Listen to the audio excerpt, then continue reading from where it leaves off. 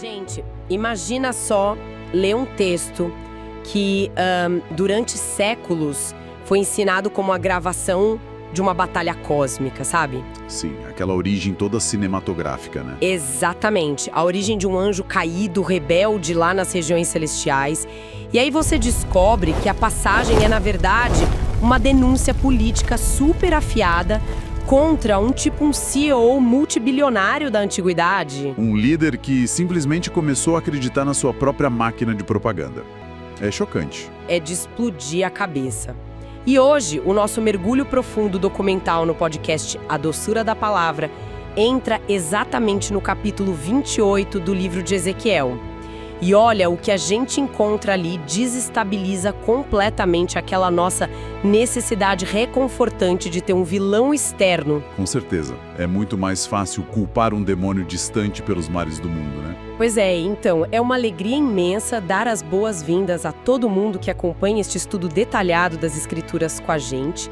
O nosso objetivo aqui não é entregar respostas fáceis de bandeja, mas sim buscar clareza histórica e profundidade teológica de verdade.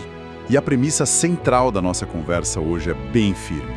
Ezequiel não está olhando para o espaço sideral com um telescópio. Não mesmo. Ele está dissecando o coração de um rei humano. E essa distinção, ela simplesmente muda tudo na nossa leitura. Muda o jogo inteiro. Exato. Porque essa leitura mítica de Ezequiel 28 serviu, por muito tempo, como uma rota de fuga interpretativa. É uma distração, né? A gente foca no céu e esquece da terra. Perfeito.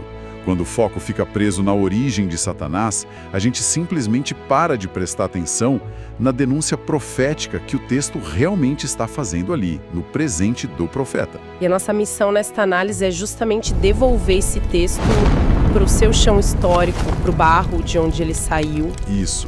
O que o profeta oferece para a gente é um estudo de caso monumental, assim, sobre a patologia do poder. Nossa, patologia do poder é um termo muito bom. E é exatamente isso. Ele examina as engrenagens de como a riqueza extrema, a sabedoria técnica e o controle absoluto conseguem reescrever a mente humana.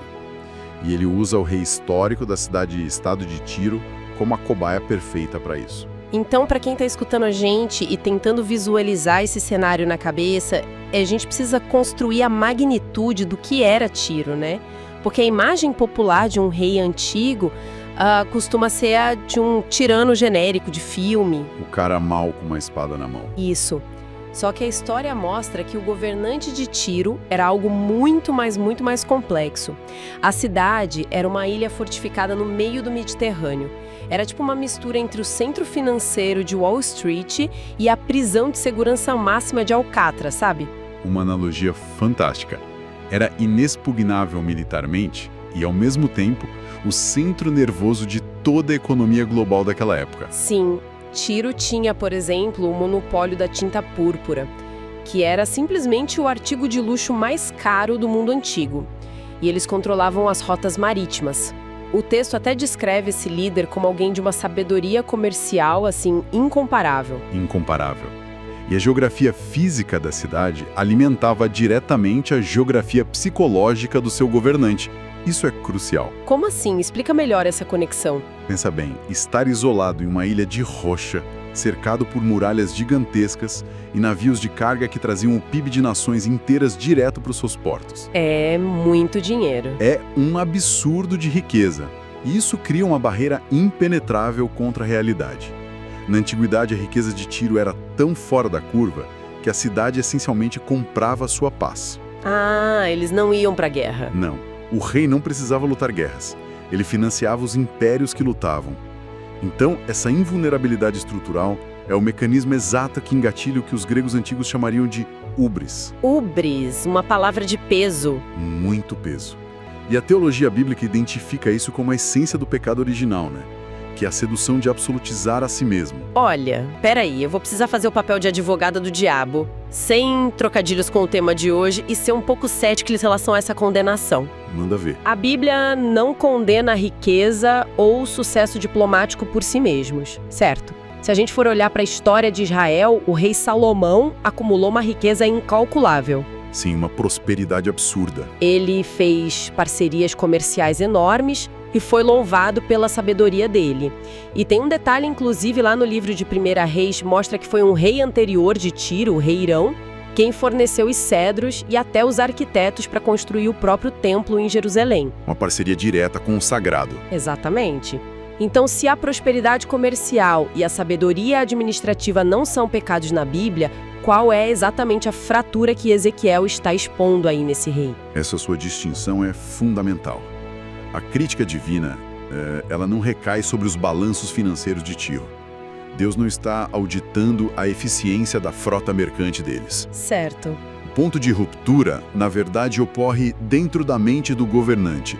Acontece no momento exato em que o ambiente de poder absoluto isola esse homem de qualquer fricção com a sua própria humanidade. Ele perde o contrato com a terra. Totalmente. O rei declara, e o texto cita isso com todas as letras: "Eu sou um Deus. Eu me assento no trono de um Deus no coração dos mares." Nossa, é uma declaração de muita arrogância. Muita. E a psicologia moderna chamaria isso de doença do CEO, ou talvez a síndrome da câmara de eco. Imagina um líder que passa décadas ouvindo apenas o sim de todo mundo ao redor. Ninguém discorda, ninguém aponta um erro. Ninguém. Sem nunca ser contrariado, sem nunca sofrer na pele as consequências reais dos limites que todo humano tem. O cérebro dessa pessoa literalmente perde a capacidade de avaliar riscos e de ter empatia. Ele passa a acreditar que a própria vontade dele molda o tecido da realidade, né? Exato. O sucesso financeiro foi só o palco. A tragédia real foi a perda total da noção de que ele era uma criatura e não o Criador. Sabe, isso me lembra muito a diferença entre interpretar um papel e enlouquecer dentro dele. Como assim? É tipo um ator de teatro brilhante. Ele ganha o papel da vida dele, de um monarca invencível. Aí ele coloca a coroa, senta lá no trono cenográfico e a atuação é tão, mas tão magistral que a plateia inteira chora, aplaude de pé. Ele entra no personagem. Muito. Só que a patologia começa de verdade quando as cortinas se fecham, o teatro esvazia e o ator simplesmente se recusa a tirar a coroa da cabeça. Nossa, sim. Ele começa, sei lá, dar ordens de execução pro diretor de iluminação, tenta cobrar impostos do pessoal da faxina do teatro. O limite entre o palco e a vida real se dissolveu para ele. Ele esqueceu que a peça tem fim. Essa analogia ilustra perfeitamente o colapso interno desse rei. E, teologicamente falando, esse colapso é um eco direto lá do Gênesis. Lá no Éden. Exatamente. Pensa bem, a tentação lá no Éden não foi a sugestão de um crime hediondo ou um assassinato. Foi a promessa sussurrada na orelha: vocês serão como Deus. A mesma mentira. A primeiríssima mentira. E o rei de Tiro institucionalizou essa promessa. Na cultura de todo o Antigo Oriente Médio, os reis não apenas governavam com burocracia, eles operavam como a encarnação do próprio Estado e frequentemente eles assumiam contornos divinos mesmo, na sua propaganda governamental. Eles se vendiam como deuses para os súditos. Sim, e aí o governante de Tiro olhou do alto do seu palácio para sua ilha inexpugnável e concluiu que o brilho dele o isentava completamente das regras que regem os pobres mortais. Ele decretou que a sua contingência, a sua humanidade tinha acabado. Só que aí a gente entra num ponto que gera um nó na cabeça de muita gente. Porque se o alvo de Ezequiel é um político de carne e osso, um rei que enlouqueceu na própria bolha de poder, a escolha de palavras do profeta levanta uma dúvida gigantesca. Qual dúvida? Porque o texto gasta tanta, mas tanta tinta falando do Jardim do Éden. Ezequiel detalha uma lista impressionante de pedras preciosas, sardônio, topázio, diamante, ônix, jaspe, safira, e ainda coloca esse rei na figura de um querubim ungido e protetor. É uma linguagem bem extravagante, né? Demais. Usar uma linguagem celestial tão sublime para criticar um político humano, sabe, não seria um exagero retórico enorme da parte do profeta? Isso não acabaria confundindo completamente o público antigo que estava ali lendo ou ouvindo essa profecia na época? Olha, pelo contrário. É aí que a gente precisa entrar na arqueologia e na história para entender. Para o público antigo, isso não causava nenhuma confusão. causava um impacto tremendo por causa do sarcasmo cortante do profeta. Sarcasmo? Pera, me explica isso. É imperativo a gente entender como a realeza operava no Antigo Oriente Médio. Os reis daquela época construíam jardins botânicos colossais, exóticos, nos pátios dos seus palácios. E esses jardins eram projetados especificamente para replicar o mito do Éden. Mentira. Sério? Muito sério, a morada original dos deuses. Eles caminhavam por esses jardins vestidos com mantos pesados incrustados exatamente com aquelas pedras preciosas que o texto lista. Aquelas mesmas pedras que, se a gente lembrar bem, são as mesmas pedras do peitoral do sumo sacerdote em Israel? Perfeita conexão. E além disso tem mais. A arte e a própria arquitetura fenícia estavam totalmente repletas de figuras de querubins.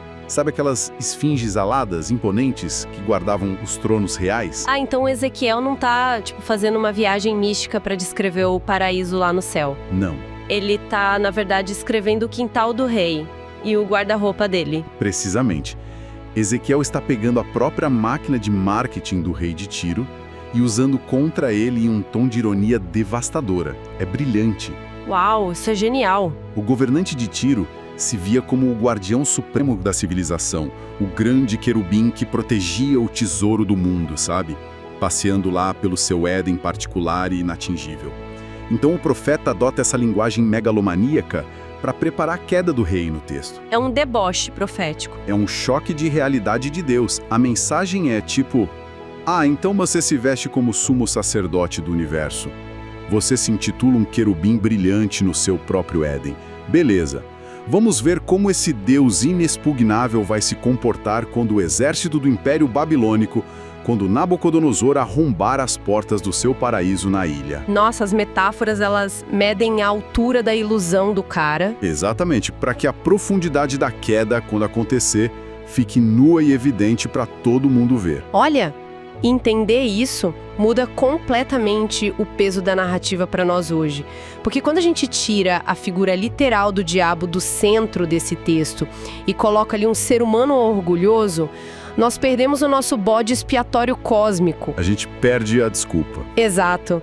Não dá mais para ler o capítulo 28 de Ezequiel como um documentário sobre a pré-história do universo para tentar justificar a origem do mal através de uma rebelião no céu. A culpa não é de um monstro nas nuvens.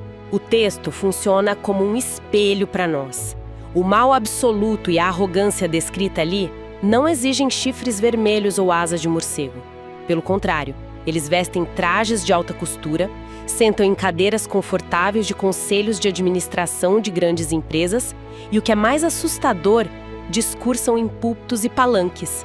A perda do bode expiatório é justamente o que torna a leitura profética tão desconfortável, mas ao mesmo tempo tão necessária para a saúde da igreja. O texto nos adverte de forma contundente que o perigo letal não habita primariamente nas sombras místicas do mundo espiritual. Habita no nosso peito. Exato. Nas inclinações não vigiadas de um coração humano que detém poder. Qualquer posição de influência, seja ela política, corporativa, ou o que é mais perigoso ainda, a religiosa, carrega a tentação de Tiro. A tentação de esquecer que somos pó. O líder que passa a acreditar que a intuição dele é a voz literal e inquestionável de Deus. Ou pensa naquele magnata da tecnologia de hoje em dia, que acha que a fortuna imensa que ele tem o autoriza a contornar as éticas fundamentais da biologia humana. A gente vê isso nos noticiários toda semana. Ou até a autoridade eclesiástica dentro da igreja que exige submissão inquestionável e acaba confundindo a estrutura humana que ele administra com o próprio reino dos céus.